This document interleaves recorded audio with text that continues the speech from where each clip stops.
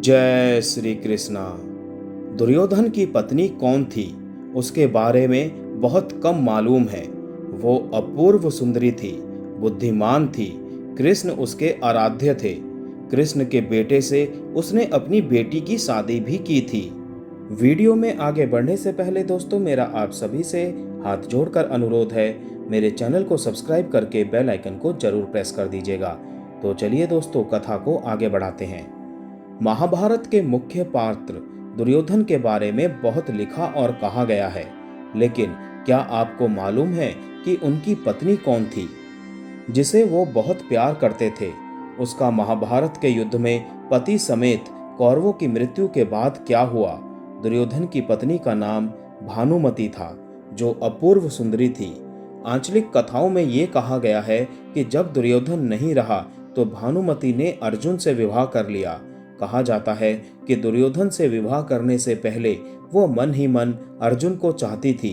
हालांकि अर्जुन से विवाह का कोई पुख्ता साक्ष्य महाभारत या उसकी उत्तर कथाओं वाले ग्रंथों में नहीं मिलते।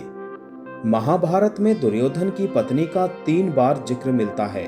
शांति पर्व में बताया गया है कि दुर्योधन ने कर्ण की मदद से राजा चित्रांगद की बेटी भानुमति का स्वयंवर से अपहरण करके विवाह कर लिया था। बाद में स्त्री पर्व में भी दुर्योधन की सास गांधारी ने भानुमति का जिक्र किया है। भानुमति के एक बेटा और एक बेटी थी। शांति पर्व में ऋषि नारद दुर्योधन और कर्ण की मित्रता के बारे में एक कहानी सुनाते हुए बताते हैं कि किस तरह कर्ण की मदद से दुर्योधन ने कलिंग राजा चित्रांगद की बेटी का अपहरण करके शादी की थी। भानुमति जितनी सुंदर थी उतनी ही चतुर भी। उसे मालूम था कि कौरवों और पांडवों के युद्ध के बाद उसके पति और उसके भाई नहीं बचेंगे। उसने पति से युद्ध नहीं करने का अनुरोध भी किया था। भानुमति ता जिंदगी श्री कृष्ण की पूजा करती रही। बेशक उसके पति दुर्योधन ने कई बार श्री कृष्ण को खरी खोटी सुनाई, अपमान भी किया, लेकिन भानुमति के लिए वो हमेशा आराध्य रहे। यहाँ तक कि पति के निधन के बाद भी वो उनकी भक्त बनी रही। महाभारत के स्त्री पर्व में दुर्योधन की मां गांधारी श्री कृष्ण से अपनी पुत्र वधू का वर्णन इस प्रकार करती है। भानुमति के बेटे का नाम लक्ष्मण था, जो खुद महाभारत के युद्ध में मारा गया। बेटी का नाम लक्ष्मणा था। गांधारी श्री कृष्ण से कहती है, हे कृष्ण, देखो यह दृश्य मेरे पुत्र की मृत्यु से भी अधिक दुखदायी है। दुर्योधन की प्रिय पत्नी महाबुद्धिमान कन्या है। देखो वो कैसे अपने पति और बेटे के लिए विलाप कर रही है। अब सवाल ये उठता है कि भानुमति ने पति दुर्योधन के सबसे बड़े दुश्मन पांडु पुत्र अर्जुन से क्यों विवाह कर लिया? भानुमति जितनी रूपवती थी उतनी ही चतुर भी। कहा जाता है कि जब महाभारत का युद्ध तय हो गया तब भानुमति को पता था कि कौरवों का सर्वनाश हो जाएगा। अपने कुनबे को बचाने के लिए उसने ही भगवान श्री कृष्ण के पुत्र सांब को अपनी पुत्री लक्ष्मणा को भगाकर ले जाने की युक्ति सुझाई। एक अन्य कथा के अनुसार सांब जब लक्ष्मणा का अपहरण कर फरार हो गया तो भानुमति ने दुर्योधन को अपने अपहरण की याद दिलाई और सांब से लक्ष्मणा के विवाह में अहम भूमिका निभाई। भानुमति ने अपने कुनबे को बचाने के लिए हर वो असंगत कार्य किया, हर उस चीज को जोड़ा जिसका जुड़ना संभव नहीं था।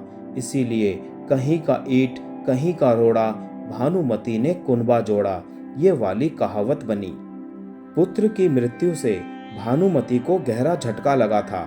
महाभारत के युद्ध में अभिमन्यु के हाथों दुर्योधन के पुत्र की मृत्यु हुई थी। इसके बाद भी भानुमति को मालूम था कि खुद को सुरक्षित रखने के लिए अर्जुन से विवाह कर लेना चाहिए। भगवान श्री कृष्ण ने इसमें खास भूमिका अदा की। उन्होंने अर्जुन और भानुमति का विवाह करवाया। इसके पीछे एक कहानी और कही जाती है कि भानुमति राजा शल्य की बेटी थी, जो नकुल और सहदेव के चाचा थे। वो पहले अर्जुन से ही शादी करना चाहती थी। जब स्वयंवर हुआ तो अर्जुन उसमें आए ही नहीं। भानुमति के पिता की इच्छा थी कि वो दुर्योधन से शादी करे, तो उसने वैसा ही किया, लेकिन पति के निधन के बाद अर्जुन की 9वीं पत्नी बनना उन्होंने पसंद किया। उनकी वजह यह भी थी कि वो अब कोई लड़ाई नहीं चाहती थी और वो चाहती थी कि कुनबे में शांति बनी रहे।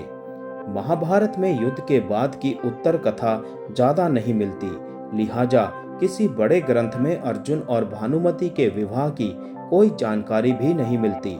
लेकिन ये बात एकदम तय है कि महाभारत युद्ध में भीम के हाथों दुर्योधन की मृत्यु के बाद पांडवों ने भानुमति का सम्मान किया। वो अपने भविष्य को लेकर अनिश्चित थी। उसने कौरव और पांडव परिवारों को एकजुट करने की कोशिश की। कुछ जानकारियां ये भी कहती है कि वो पति के निधन के बाद विधवा ही रही। कथाएं ये भी कहती है कि भानुमति ने अपने ससुराल में रहकर धृतराष्ट्र की सेवा की। धृतराष्ट्र के साथ गंगा नदी के किनारे रहकर तपस्या की। बाद में भानुमति ने गंगा में समाधि ले ली। एक तमिल लोक कथा है जिसमें बताया गया कि दुर्योधन के कहने पर कर्ण अक्सर भानुमति की देखभाल के लिए उसके पास आ जाता था। कर्ण और भानुमति ने पासा खेलना शुरू किया। धीरे धीरे कर्ण जीतने लगा। इसी बीच दुर्योधन लौटा, कमरे में प्रवेश किया। पति को अंदर आता देख भानुमति सम्मान से खड़ी हो गई। कर्ण को पता नहीं लगा कि दुर्योधन आ रहा है। उसको लगा कि भानुमति इसीलिए उठ गई क्योंकि वो हारना नहीं चाहती। कर्ण ने भानुमति की शॉल पकड़कर खींचा तो शॉल के मोती बिखर गए। इससे भानुमति की स्थिति बहुत विचित्र हो गई। वो स्तब्ध हो गई कि अब पति क्या नहीं क्या सोचेगा और क्या करेगा। तब दुर्योधन ने समझदारी का परिचय देते हुए दोनों को अप्रिय स्थिति से बचा लिया। उसने पत्नी से कहा, क्या मुझे सिर्फ मोतियों को इकट्ठा करना चाहिए या क्या आप चाहेंगी कि मैं उन्हें भी पिरोऊं? दरअसल दुर्योधन को अपनी पत्नी और अपने दोस्त कर्ण पर बहुत विश्वास था। शिवाजी सावंत के उपन्यास मृत्युंजय में जो कर्ण के जीवन पर आधारित है, उसमें लिखा है कि भानुमति की एक दासी थी जिसका नाम सुप्रिया था, जो उसके बहुत करीब थी।